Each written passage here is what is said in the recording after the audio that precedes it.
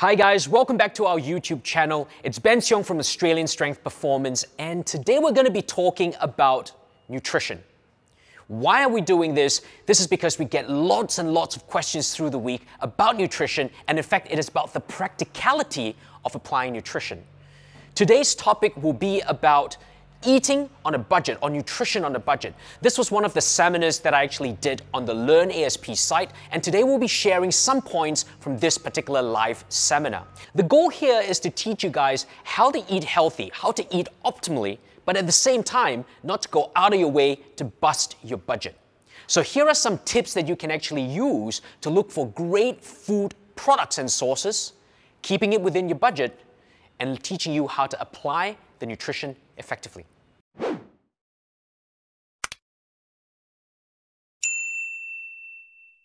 Now, the first thing is planning ahead.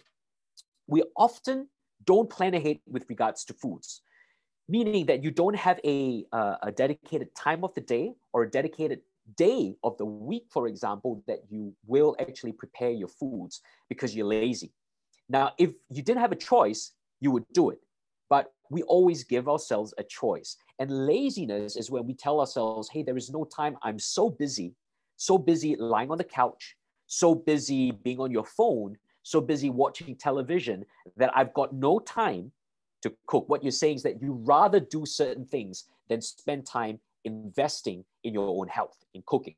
This is where the money leaks from, because if you look at this, research actually shows, if you look at one healthy meal from the outside, which is approximately a serving of meat. Now, we know that meat is more expensive than your veg. And so a serving of meat, just to be on an average level, would be about 100 grams of cooked meat. Okay, so that may be 150 grams of uncooked meat. So you get 100 grams of cooked meat, 2 servings of veg, 1 serving of carbs, like you can see in this slide. And that approximately costs $12 to $15 in Melbourne. Now, I know that if you're in Asia, it would be a lot cheaper. If you are in Dubai, that price actually goes up a lot more. So some of you who are from Abu Dhabi or Dubai will know that, if you have a meal out there, very much like a healthy meal outside, you look at about 22 Australian dollars for a particular meal. So the prices vary, I understand this, but at the same time, let's look at how this is being scaled. Because if you were to buy your own food and cook your own food with the same amount of meat and vegetable, you will be looking at paying $5 to $8 in comparison to that 12 to 15. So we understand that from a cost-wise and a savings perspective, a prepared meal, if you prepare it yourself, is going to be 30 to 60% cheaper on your budget. Cheaper. So you are saving a significant amount of money if you cook yourself. Now, obviously, this is a situation where you have to weigh it up, and you probably have to know, look, yes, I'm saving money, but at the same time in your head, it's the convenience of buying outside food makes me have more time to do what you want to do, which could be sit on the couch, laze around, watch television, go out with a friend perhaps, or simply just procrastinate time, not actually invest your time in cooking. So this comes with perspective of how you want to spend your time. I'm just going to put out some of the facts right here. If you cook your food, you also know what goes into your food, because a lot of the outside foods can tell you, they give you a macro calorie count. So a lot of foods nowadays, there is in Australia, for example, a lot of companies are mandated to give you a breakdown of the macronutrients, your fats, carbs, proteins, what actually go into those particular foods. And so you have a breakdown of your macros, and you're thinking, okay, maybe that's healthier. It may or it may not be the case, because a lot of these particular foods may have additives in there or pesticides or herbicides that you may not be aware of, and they will not include it within the micronutrient count or within the macronutrient count or report of the food itself. All right. So understand that if you're cooking your own foods, not only do you save more money, you also know what goes into it. So that's important. Point number 2 is, if you want to save some money, cook in bulk. Now, I understand that a lot of us have different palates. Some of us prefer not to cook in bulk. Some of us prefer to cook in meals. Your reasoning being you like fresh food, you can't eat your foods again and again, and you prefer something completely brand new. That is to each his own. Now, if you're that sort of person, then I'm going to tell you it's going to be a little bit more difficult with a tighter budget, provided you can give yourself the time to cook a fresh meal each particular meal, right? Otherwise, it's easier to cook in bulk because cooking in bulk saves time, it saves costs. The food obviously can be kept and used for the next day's meal. So a lot of the clients I have, one of the deviations from their nutrition plan is the fact that they often tend to miss breakfast the following day because they feel that breakfast is a very difficult meal to cook in the morning. They can't get up, they've got no time, they rather sleep in. And as they get up, they need to rush to work. So they don't actually find the time to prepare a meal for breakfast. Well, here's a great strategy. If you have cooked the night before, then what you've cooked the night before can actually be used as a meal for the first thing in the morning for breakfast if you wish to. I also understand that there's going to be a little bit of a cultural bias down here because if you are from an Asian heritage, for example, you would understand that sometimes having your dinner for breakfast is actually not a very abnormal thing. It's actually quite common. So for example, if you have rice and meat for dinner, typically you can also have rice and meat for sort of a breakfast meal if you're in Asia. Whereas if you look at a Western country, this is where the bias comes in because rice and meat or vegetables and meat tends to be a dinner meal, and then breakfast tends to be eggs or something lighter like fruit or yogurt or cereal. And this is where you go, no, I can't eat dinner for breakfast. And so this, I guess, is a way up of the cultural bias, but nevertheless, you can still cook in bulk and use whatever you have cooked for the next day's lunch or dinner without having to invest too much time in recooking a new meal. So there goes your excuse for inconvenience, because this is convenient. You can also save a lot of money if you cook in bulk. Shop seasonal is our third point. Now, shopping seasonal meaning that if you were to buy fruits and vegetables from your grocer, it is a lot cheaper to buy fruits and vegetables that are in season than it is to buy something that is not in season, because something that's not in season needs to be imported in. Now, again, speaking from a place like Australia, which has 4 seasons, we have seasonal produce. There are certain seasons of the year that we have certain produce, and those produce, because they are being produced in larger amounts during the season, they are a lot cheaper when they are being sold. So mangoes, for example, right now in summer is mango season, and mangoes down here are abundant. You can get mangoes that are for really, really cheap, really big, really sweet, juicy mangoes. And so eating according to the season allows you to maximize your savings on certain fruit and veg. Now, during this period of time as well, it is a great idea if, for example, you can take certain fruits that you can take to freeze it. You can make it frozen. You can make it into jams or condiments, pickle these particular vegetables or fruits, or dry it to keep it for longer. So these are some of the strategies that you can use should you find the time to be able to use a lot of seasonal produce. Now, remember again, if let's say you are in a country, and I'm going to give you an example down here of the seasonal fruits that you can find. So I found this online. This is a straightforward little table. It gives you the 4 seasons of winter, spring, summer, fall is autumn. And so you will look at what the particular vegetables and fruits that are being grown during this time actually is. You would find that the vegetables that are being grown in winter are a lot more hardy. So they're they're used for soups. They're used to be able to provide a lot more energy for the system. You get a lot of lighter fruits in summer, a lot of fruits that are lighter on the palate, but also lighter on the stomach. And so it does vary from season to season in a seasonal country like this. Now, for those of you that are listening to this that are not from a seasonal country, for example, if you're from Singapore or Malaysia or the Philippines and you're going, you know what, we've got a tropical climate all year round, what do we do? Now, nevertheless, you are still able to look at what the seasons are within that period of time. So you've got a monsoon season. Most of the year it is tropical season, but there are certain months of the year where there are certain vegetables or fruits that are being grown in higher abundance. All right. So here's a table that I've actually taken from I guess someone talking about Singapore's fruit seasons. I'm sure there is a vegetable table as well, talking about the different vegetables that are being grown.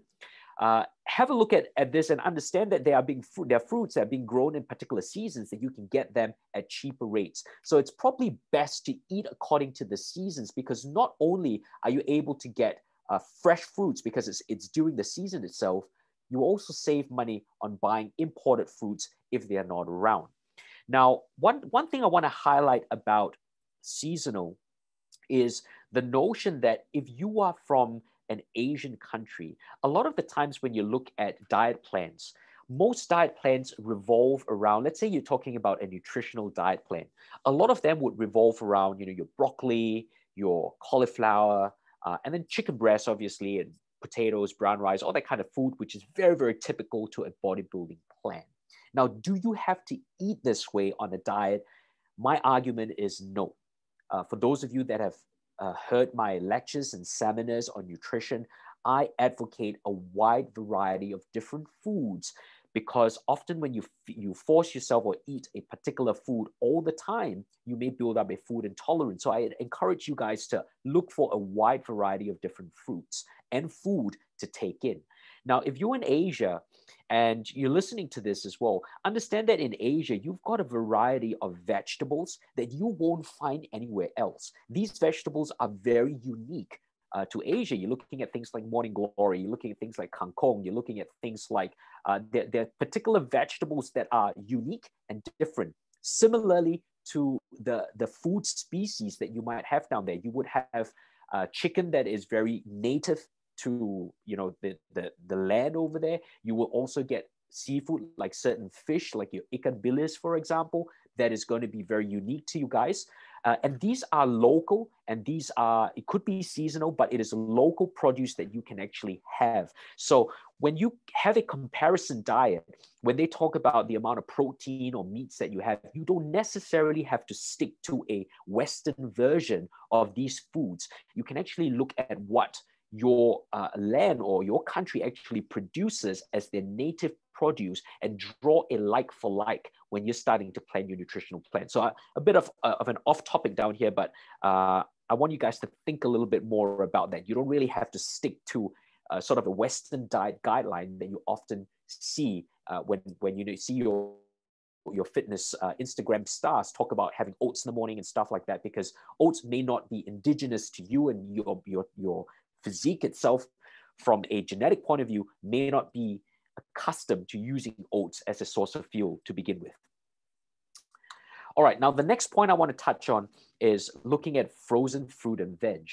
I think there is a bit of a stigma with frozen fruit and veg, going that if you freeze something, it is not fresh and I don't want it.